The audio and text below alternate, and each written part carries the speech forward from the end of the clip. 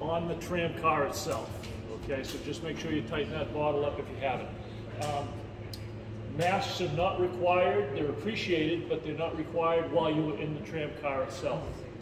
Okay, and we'll be loading up in about 2 minutes.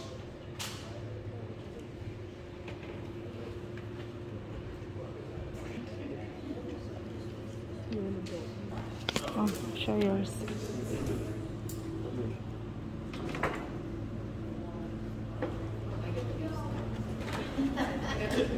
Go ahead.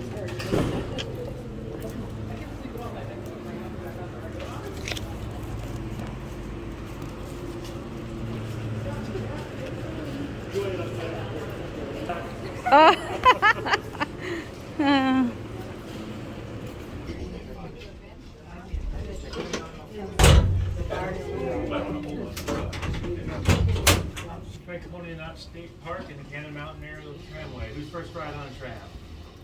Awesome, mine too. Just joking. So this is actually the site of the first tram system in North America. The building that you were waiting in right over there, that was the original tram station, which was built in '8. People on the opposite side of the car from me, the red and white object with the black roof attached to the New England Ski Museum is one of the original tram cars. That one could hold 27 passengers. That was in operation until 1980, and during that time about 6.5 million people rode up to the top of Cannon. Like I said, this one was installed in 1980, and this one can hold 80 people. Just to give you an idea, right now we probably have about 25 people in here right now, so it can get quite crowded. We'll be going up just under 2,200 vertical feet, traveling about a mile, and the trip will last 7 minutes. As you look out either the front or the rear of the car, you're going to see 3 cables. The 2 thick ones on the outside are called the track ropes. Those don't actually move. The carriage of the tram car sits right on top of those, and we ride them up just like a train track. It's a small one in the middle that's pulling us up and the other tram car down. Kind of think of like a clothesline, going back and forth, so we cannot operate independently of each other. When one's going up, one's coming down. Coming into view over here on the opposite side of the car for me, that's Necco Lake. It is a glacially formed lake. It is now fed by springs. Quite a good sized spring. Feeding that, it'll empty its water every about 2 to 3 days, so it's replenishing that quickly. So it stays nice and cold year round. So it is quite refreshing on hot days. If you do want to go for a swim, there's a state-run beach at the far end there that you can see, and you can also rent paddle boats, kayaks, and canoes. I do understand that they are closed until tomorrow as far as boat rentals, so if you are around after that, that's when you can do it.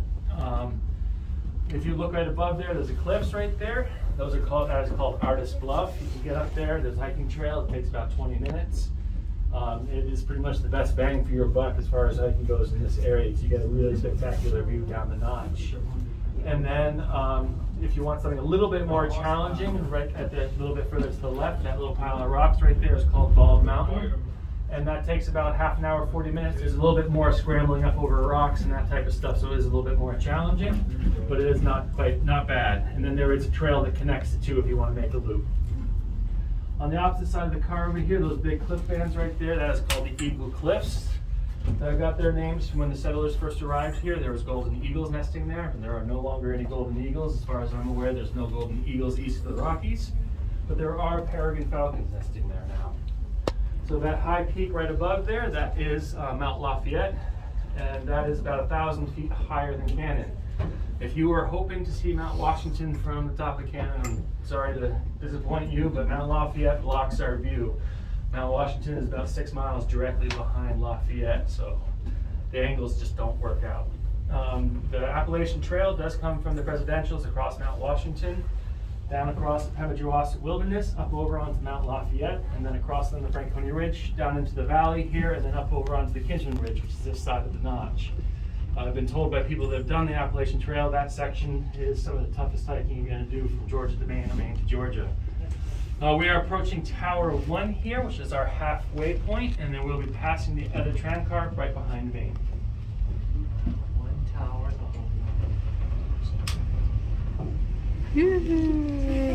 Yellow.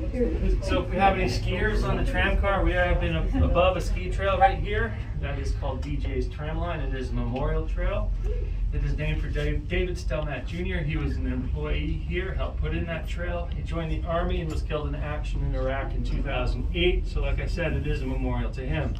It does require a minimum of 3 feet of natural snow before it will open. So last year we didn't get that much snow, so it did not open. There's no snowmaking on it, so it does, like I said, require a lot of natural snow. The way things have been going, we don't open it very often. The old man of the mountain, before he fell, was on the other side of this little knoll of the mountain right there. He fell May 3rd, 2003. They fell about 2 o'clock in the morning. We know that because there were some people camping at the base of the cliffs getting ready to climb, and they heard him tumbling down. They knew he was going to fall as early as the 1870s when geologists went up there and inspected it and said, yep, it's going to fall. And then 1916, they started going up there with steel spikes, concrete, and cables, and held them up until 2003. So they did extend it quite a bit. So we've been climbing quite steeply here at Tower 2. We're going to level off, so the tram car is going to swing a little bit. Happens every time. We do have 95 ski trails and glades here at Cannon and Mittersill. Mittersill is this next little peak right over here. This is also the site of the first professional ski patrol in the world. Can I ask you, what's that green card? That is the top of a ski lift. Oh, okay. You can see the base of it right in front of the main base lodge down there. All right, thanks. Yep. As you're looking up the side of the ski trail right here, the silver poles with the orange tips, those are our snowmaking equipment. They will pump water up from Echo along with compressed air, and each one of those on a really cold night will leave about a 10-foot pile of snow. So it does really extend our season usually into mid-April. Right now, we are seeing about 30 to 40 miles. So as you're looking back this way, you're looking towards like northern New Hampshire. You would be able to see Quebec if it was a little less hazy, but not today, unfortunately. Over here, you can barely see a U-shaped gap. That is a Willoughby Gap. It's another glacially formed gap, and that's about 40 to 50 miles away. And then everything else you pretty much see in the distance over here is the Green Mountains of Vermont. So if you're looking to do a little bit of walking / hiking up here, we do have what's called the Rim Trail. Circles the summit, and you get some really good views down into the valley and across over onto the Franconia Ridge. It is pretty smooth most of the way. There are a few spots where you have to scramble over a rock or two, and then there's one steep section up to that observation tower, which is at the summit, where you get a good 360-degree view. Then there's a short 500-foot trail from the observation tower right back down to the building. Tram cars will depart the summit every 15 minutes on the hour. Just remember, hold on to your tickets. Those are your tickets for the ride down as well. There's a cafeteria up here as well as restrooms. And when you are ready to come down, we ask that you load on this west side of the platform over here. When you see the green benches, you know you're in the right spot, and we'll get you down as quick as you can. And enjoy your time up here, folks. Thank you. Thank you.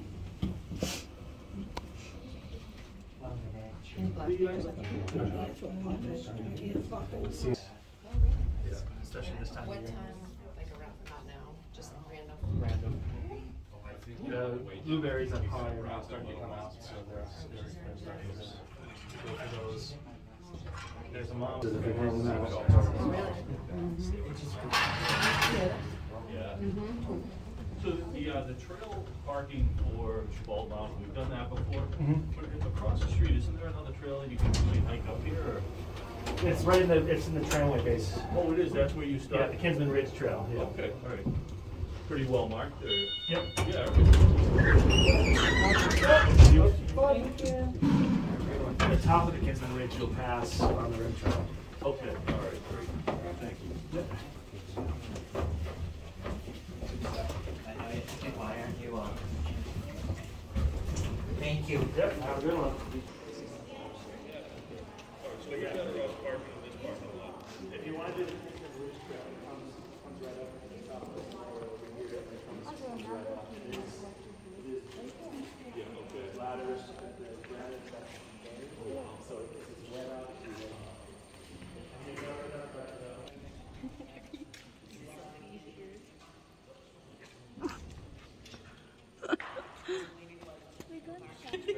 Yeah, we weren't expecting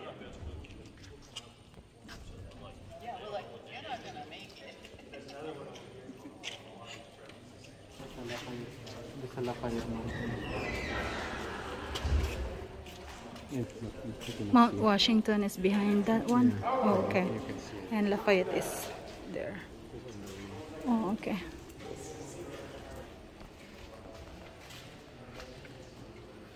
The girls are here at the cafeteria.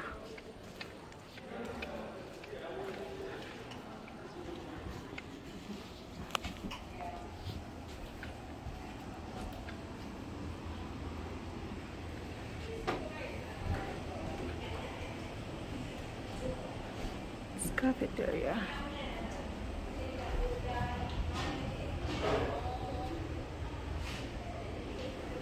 This is their cafeteria.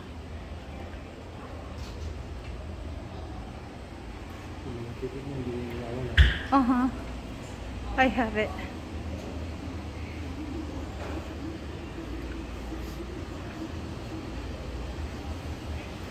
We have food.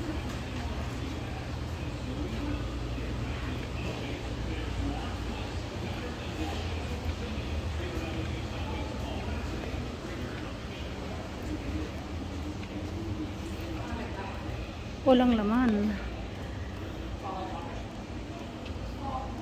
Marami sigurong tao noon dito. Ngayon wala na. Oh, weekdays pala. That's right. Welcome to the highest tops in New Hampshire.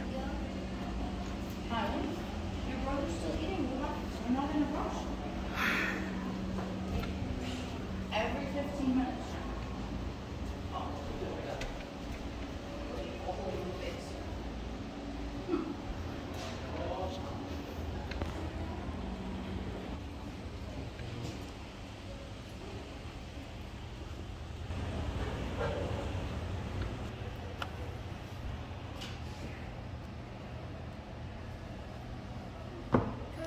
Check the cafe.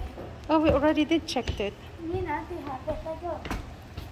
Ah, kayo lang. Me and Dad already went.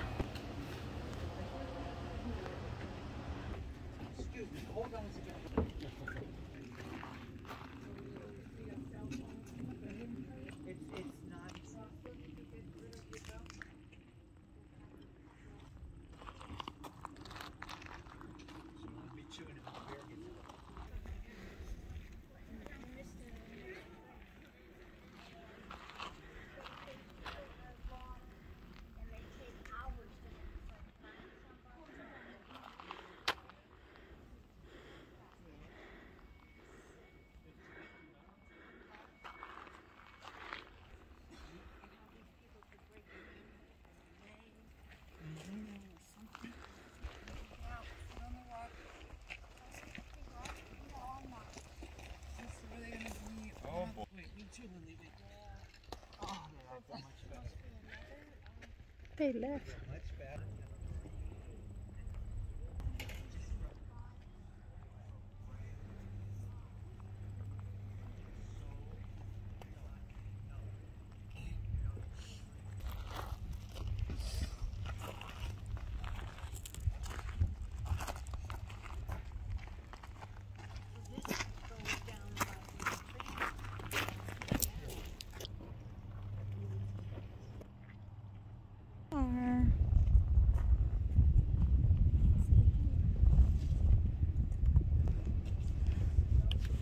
Awesome. There they're coming. Naririnig ko pa yung pagsasalita ng lalaki.